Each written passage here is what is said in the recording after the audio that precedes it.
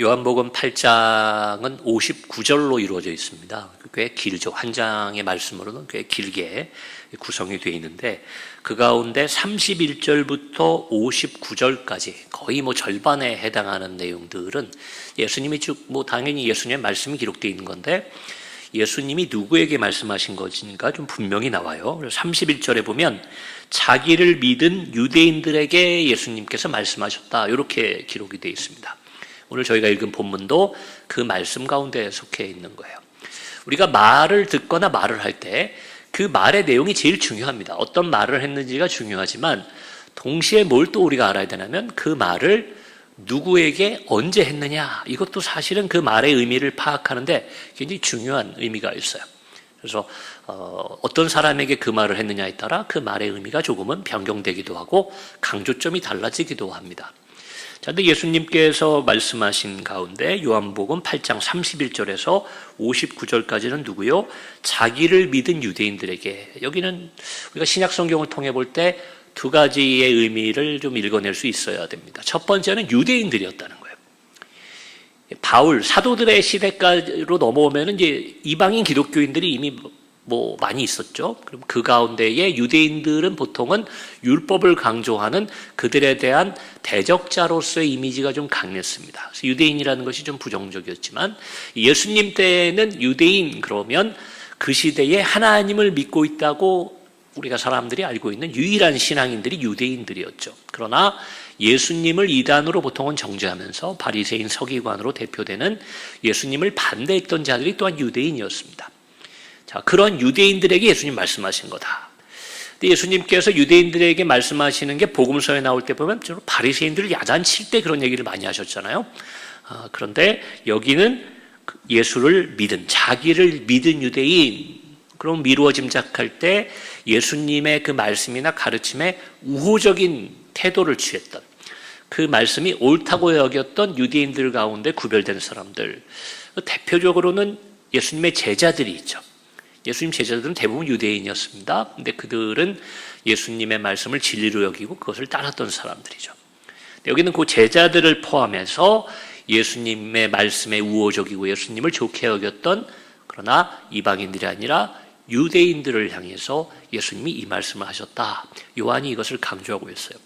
마태, 마가, 누가복음, 공관복음보다 요한복음이 좀 후대에 기록되어 있고 또 당시에 이제 로마나 그리스인들이나 이방인들을 더 많이 염두에 두고 쓰여진 복음서가 요한복음이기 때문에 어쩌면 요한은 이것을 구별해서, 보통 예수님이 초기에 이야기 전하면 대부분 예수님 고향이나 예루살렘 이런 데 전하니까 유대인들이 많이 말씀을 들었을 겁니다.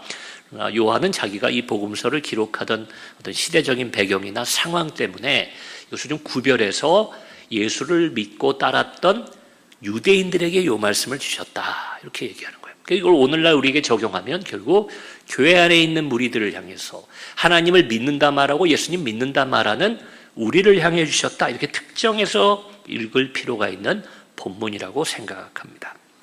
자, 그런데 그러다 보니까 예수님이 31절에 예수님을 따랐다, 예수님을 믿었다, 그러니까 예수님의 제자가 될 마음이 있는 사람들이었잖아요. 그들에게 이렇게 말씀하십니다. 너희가 내 말에 거하면 참으로 내 제자가 되고. 아시죠? 내 말에 거하면, 바꿔 말하면 내가 하는 말을 잘 지키고 순종하고 마음에 새기면, 그러면 그때야 비로소 내 제자가 된다. 예수님을 좋아하는 사람들, 예수를 믿는 사람들이니까 너희 내 제자가 되고 싶어? 그러면 내 말에 거해야 된다. 이렇게 얘기하셨어요. 그리고 바로 이어지는 32절이 여러분 잘 아시고, 저는 성경 말씀을 목사가 편식해서는 안 되죠. 다 좋아한다 말하지만 그 가운데 가장 좋아하는 것을 몇 구절 꼽아라 그러면 좀 고민될 때도 있고, 그렇지만 꼭 빠지지 않는 그 구절이 나옵니다. 개인적으로 제가 참 좋아하는 구절인데 32절에 진리를 알지니 진리가 너희를 자유롭게 하리라. 이렇게 말씀하셨어요. 이게 이제 연결되는 말로 하신 거죠. 예수님을 믿었던, 자기를 믿은 유대인들에게 너희가 내 말에 거하면 내 제자가 되고, 그리고 진리를 알게 된다는 거예요. 진리를 알지니 그 진리가 너희를 자유롭게 해줄 것이다. 참 귀한 가르침을 그 당시에 이걸 예수님 목소리로 들었던 사람들은 얼마나 좋았겠어요.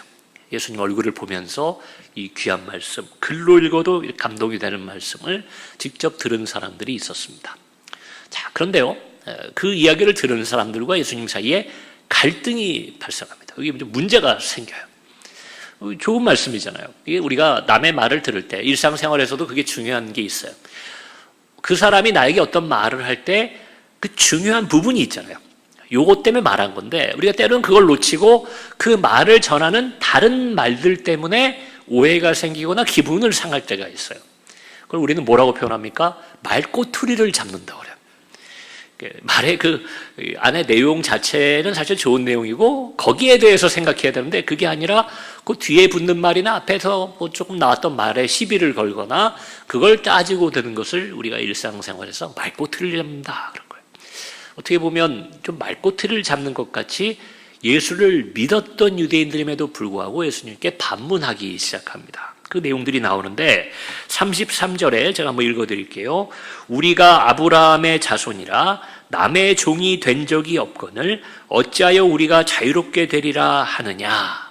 뭔가 기분이 좀 상했어요, 예수님한테. 이 말꼬투리를 잡는 겁니다. 사실 여기는 여러분 우리가 아까 말씀드렸던 읽었던 너희가 내 말에 거하면 참으로 내 제자가 되고 진리를 알지니 진리가 너희를 자유케 하리라. 여러분 여기서 뭐가 제일 중요한 겁니까? 진리를 아는 게 사실은 중요한 거예요. 더 중요한 건 그 진리를 알게 되는 데는 내 말에 예수님 말씀에 거해야 된다. 요 얘기를 하시려고 너희가 내 제자 되려면은 내 말씀에 거해 이 얘기를 한 건데 엉뚱하게 그 맨 마지막에 나온 자유라는 단어에 좀 기분이 상하는 거예요. 왜 그랬을까? 시대적인 배경을 보면 당시의 유대인들은요 로마의 식민지, 로마의 지배를 받고 있었어요. 실제로 자유인이 아니었습니다. 물론 로마의 통치하는 방식은 뭐 억압하고 노예처럼 이렇게 그 사람들을 대했던 건 아니지만 어찌됐건 자유로웠던 나라 이스라엘의 국민들이 이제는 로마의 식민으로 살아가야 되는 여러분 그런 상황 속에 살고 있던 것이 그들이에요. 그래서 어쩌면 더 발끈했는지도 몰라요. 여러분 뭐 부자한테 아이고 돈 얼마 없네요 이렇게 농담하면 웃어 넘기지만 정말 가난한 사람한테 참 당신 왜 이렇게 돈이 없냐 그런 농담 잘못하면 여러분 싸움 나잖아요. 여러분 그렇잖아요. 근데 어떻게 보면 이거 뭐 저의 생각이지만 실제로 나라를 잃어버렸던 그들에게 자유라는 말을 하니까 요즘 젊은이들 말로 좀 긁힌 것 같아요. 기분 나쁘게 우리를 건드리네. 그러니 민족의 자긍심을 가지고 또 선민 사상을 가지고 있던 유대인들이 발끈했던 겁니다. 우리는 아브라함의 자손이고 예전부터 하나님의 선민이요 신민이었는데 뭐 어찌하여 우리가 지금 누구 종살이 하는 것도 아니고 자유가 없는 적이 없었는데 왜 우리로 하여금 자유하게 된다고 얘기하느냐. 그거 좀 기분 나쁜데요. 이렇게 얘기를 하게 된 겁니다. 맞는 말이죠. 그들은 아브라함의 자손이고 하나님의 백성이기 때문에 이 땅에 매이는 사람이 아닙니다. 실제로 그들이 그러한 신앙을 갖고 살았는지 어떤지 몰라도 말 자체는 맞는 말이고 논리적으로 반박할 만한 얘기일 수도 있다라는 거예요.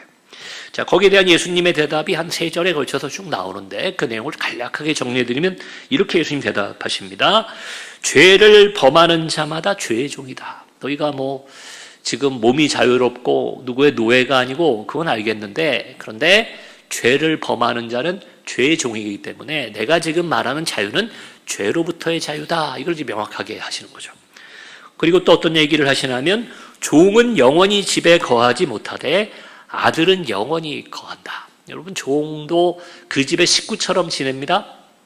뭐 옛날식 표현으로 뭐 하인이라고 그러든지 종이라고 노예 어떤 표현을 쓰든지 간에 그 집에 속해서 가족같이 지내지만 그러나 영원히 그 집안의 유산을 받고 그 집안에 사는 건 아니에요. 상황이 되면 딴 데로 가기도 하고 또 좋은 의미로 자유를 얻게 되면 그 집을 떠나게 해도 되는 것이 당시의 종의 삶이었습니다.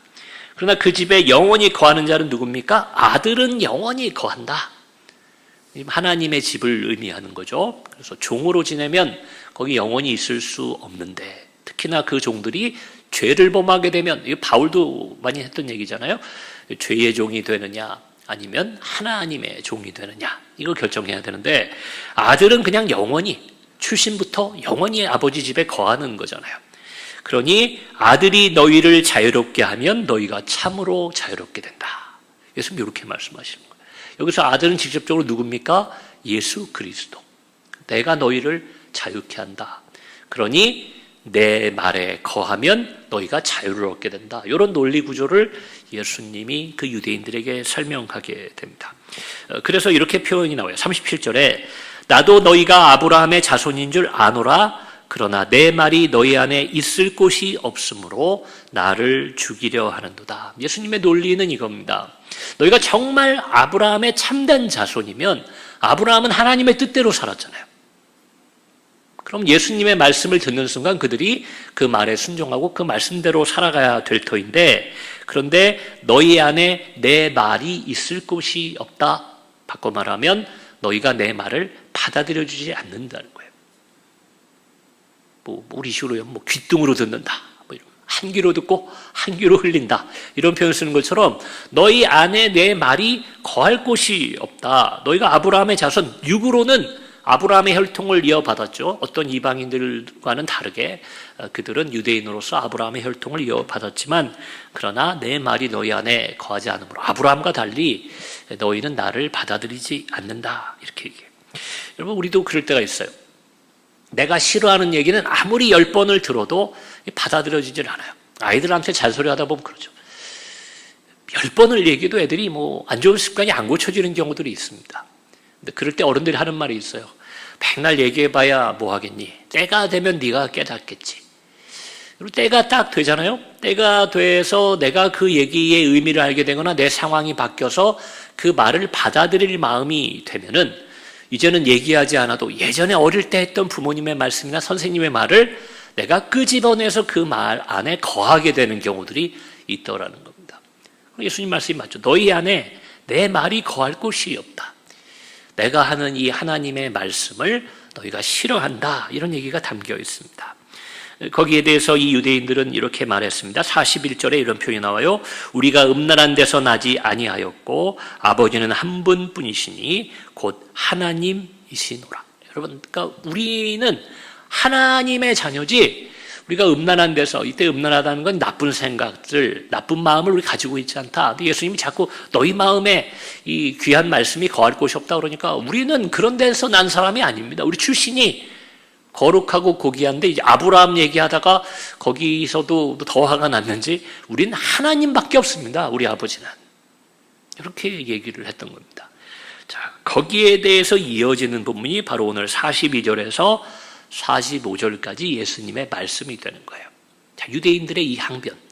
예수에게 우호적이었고 예수님을 믿었던 사람들이지만 그들의 항변에 대해서 예수님은 오늘 42절부터 이렇게 얘기합니다. 오늘 본문이 말하는 중요한 내용 가운데 한 가지는 결국은 여러분 육의 혈통이 중요한 것이 아니다. 즉 아브라함의 자손이라는 게 중요하지 않다는 걸 예수님은 계속 얘기해요. 근데 이 사람들은 지금 뭘 얘기하는 겁니까? 우리는 아브라함의 자손이기 때문에 우리는 이미 자유인이고 우리는 이미 선하고 우리는 이미 능력이 있다. 이렇게 얘기하는 거예요. 우리는 아니라는 걸 알죠. 그게 본질이 아니에요. 신앙생활에 하나님을 믿고 구원받는 본질이 육의 혈통이 아니라는 걸 압니다. 이걸 오늘날로 적용하면 여러분 우리에게 해당하는 말로 바꾸면 뭐가 있겠어요? 우리가 신앙의 가문을 자랑할 때 있잖아요. 우리 집안이 예수를 많이 믿고 우리 집안에 목사님 몇 분 계시고 장로님 몇 분 계시고 이런 걸 우리가 자랑할 때가 있습니다. 그 혈통을 자랑하는, 믿음의 혈통을 자랑하는 경우가 있어요. 또 어떤 경우가 있습니까? 비슷한 말이지만 그래서 몇 대째 우리는 믿었다. 당신은 당신부터 예수를 믿었지만 나는 우리 할아버지 때부터, 우리 증조 할머니 때부터 예수를 믿었다. 여러분 이런 걸 또 우리가 자랑하거나 이야기할 때가 있어요. 요즘은 또 이런 경우도 있습니다. 내가 어떤 교회에 속해 있느냐도 이 기독교인들끼리 얻기 힘들 때가 있어요. 그래서 우리 기도원에 오시는 분들 가운데 좀 큰 교회, 또 우리 유명한 교회, 이런 교회에서 오신 분들은 이렇게 교회 이름 댈 때 좀 당당함이 있고 자신감이 있습니다. 조금 이제 작은 교회에서 오신 분들은 물어보기 전에는 교회 얘기 잘 안 하세요. 그래도 사람 마음에 그런 게 있는 것 같아요. 한 분 하나님을 우리가 섬기고 신앙생활을 하는데도 내가 어떤 교회에 속해 있느냐에 따라서 조금 더 자부심을 갖는 사람이 있고 조금 그걸 수줍어하는 사람도 있습니다. 여러분 어디 나가셔서 우리 교회 또 수줍어하시는 거 아닌지 모르겠어요. 우리는 같은 하나님 믿는 거니까 당당하게 우리 하남종합교회 사람들이 모르더라도 우리 얘기하면 좋겠습니다. 그리고 또 여러분 어떤 게 있어요? 내가 어떤 직분이냐에 따라서 내 믿음이 더 좋거나 나는 확실히 구원받았다. 내가 안수받은 장로고 안수집사고 또 내가 우리 교회 권사고 그런데 나는 당연히 구원을 받았고 나는 오늘 본문으로 얘기하면 당연히 하나님 안에서 자유로운 사람이죠. 이렇게 얘기하는 경우들이 있다는 거예요. 근데 예수님 말씀대로 하자면 여러분 그게 중요한 게 아니야. 기준 딱 하나입니다. 내 말씀 안에 너희가 거하느냐 그렇지 않느냐. 그게 예수님의 제자냐 하나님의 자녀냐 구원받았냐 아니냐 그 기준을 나눈다는 거예요. 제가 좀 전에 말씀드린 그런 외적인 조건들 여러분 그런 것들이 아무 가치가 없다고 제가 얘기하는 게 아니에요. 그거 굉장히 중요한 겁니다. 오래 믿은 믿음의 감은 신앙의 뿌리 이거 굉장히 중요하고요. 신앙생활 열심히 하고 하나님을 더 알아가면서 또 직분을 받는 것 너무 귀한 일입니다. 이왕이면 여러분 또 교회가 커지고 성장하고 그런 교회에서 직분자로 섬기고 그 교회를 통해 하나님의 일을 하는 것 귀하고 좋은 일입니다. 자, 그런데 핵심은 그게 아니라 그게 중요하지 않다는 게 아니라 제가 이런 비유를 한번 들어드릴게요. 여러분 대학을 갈 때요. 제가 특히 이제 미국에서 공부할 때 보니까요. 저는 미국에서 이제 박사과정 공부를 했지 뭐 대학을 거기 나온 건 아닌데 그런 경우들이 있어요. 졸업할 때 이렇게 학교에 설명을 들으니까 저희 가족이 예를 들면 뭐 저희 아이들이 제가 공부한 그 미국의 그 대학에 나중에 학교를 들어오려고 그러잖아요. 그럼 제가 거기를 졸업한 동문이잖아요. 그러면 장학금 혜택도 있고 또 학교에 뽑을 때 조금 더 가산점을 준다는 거예요. 와, 좋다. 그래서 미국은 그렇게 한다는 거예요. 우리나라는 그렇게 했다가 또 차별이라고 그럴 것 같은데 미국은 대학도 많고 대학을 가는 비율이 상대적으로 적어서 그런지 좀 그런 특혜를 줘도 뭐 불만 가는 사람들이 없습니다. 여러분 한번 생각해 보세요. 내가 어느 대학을 가려고 해요. 나는 저 대학을 가야 되겠다. 근데 이왕이면 여러분 집이 또 가까우면 좋죠. 제가 나온 대학은 그 당시에 좀 지방에서 오는 친구들이 많은 서울에 있는 대학이지만 지방에서 친구들이 많아요. 그러니까 뭐 자취해야 되고 방학 때 되면은 짐 싸서 기숙사 나가느라고 그 고생 하던 게 기억이 납니다. 부모님이 자녀 얼굴 한번 보려면 막 기차 2번 갈아타고 서울로 올라왔어야 되는 여러분 그런 일들이 있었어요. 저는 그래도 서울에 사니까 괜찮았어요. 근데 저보다 더 가깝게 그 동네에 사는 친구를 보면 얼마나 부럽든지 걸어오는 친구가 있는 거예요. 저는 그래도 버스, 지하철 2번씩 갈아타고 학교를 갔었는데 그렇게 오는 친구들이 있었습니다. 여러분 내가 가려는 대학이 집이 가까우면 좋죠. 우리 부모님이나 우리 형제가 그 대학의 동문이면 더 좋죠. 저도 제가 졸업한 대학이 제 동생도 그 대학을 나오고 저희 어머니하고 저희 장인어른이 또 그 대학 출신이에요. 그러니까 만나면 그런 얘기 할 얘기가 많이 있어서 참 좋습니다. 근데 여러분 이왕이면 그게 좋죠. 그리고 내가 그 학교를 잘 알고 그 대학을 아직 가기 전이지만 그 학교에 가서 논 적도 있고 내가 그 학교를 잘 안다 그러면 더 좋겠죠. 자, 그러나 여러분 중요한 건 그게 나쁜 건 아니고 다 좋은 거지만 그 대학을 붙은 다음에 좋은 거죠. 그 학교 대학생이 아니면 이건 별로 중요한 게 아니라는 거예요. 그 대학교의 대학생이 되려면 어떻게 해야 됩니까? 시험을 통과해서 그 학교가 요구하는 점수 또 면접 이런 걸 통해서 그 학교의 학생이 돼야 앞에 말씀드렸던 좋은 것이 좋은 게 되는 거지. 이 앞에 있는 것만 있고 정작 시험을 떨어지면 여러분 나중에 잘못되면 가짜 대학생 되는 거예요. 가짜 대학생. 그 학교도 잘 알아요. 그 학교에 맨날 보여요. 그러는데 실제 그 학교 학생이 아니에요. 여러분 가짜 신앙인들이 오늘날 있지는 않은 같이 그 생각이 드는 겁니다. 몇 대째 기독교 집안이래요. 네. 교회에 매일 가 있어요. 심지어는 교회에 가까이 이사도 했어요.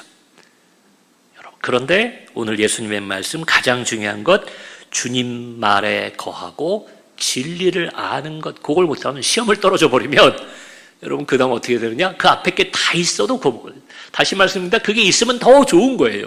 이왕 예수 믿는데 여러분 믿음의 가문이면 더 좋고 아버지 때부터 믿었으면 더 좋고 내가 교회에 좋은 직분자면 여러분 더 좋은 거지만 그러나 가장 본질 내 말에 거하라 라고 말씀하신 주님의 말씀 앞에 우리가 당당하게 대답할 수 없으면 나머지 모든 게 있어도 기독교인이 아닐 수 있다. 여러분 이걸 생각하셔야 된다는 겁니다. 오늘 말씀이 그래서 중요한 겁니다. 주님의 말과 오늘 본문은 그렇게 얘기합니다. 주님의 말과 마귀의 말. 그래서 너희가 심하게 말하잖아요. 너희 아비 마귀에서 났으니. 우리에게 한다고 생각하면 너무 충격적인데 당시에 예수를 믿는다고 왔던 유대인들에게 얘기하신 거예요. 바리새인한테 지금 얘기하는 게 아닙니다.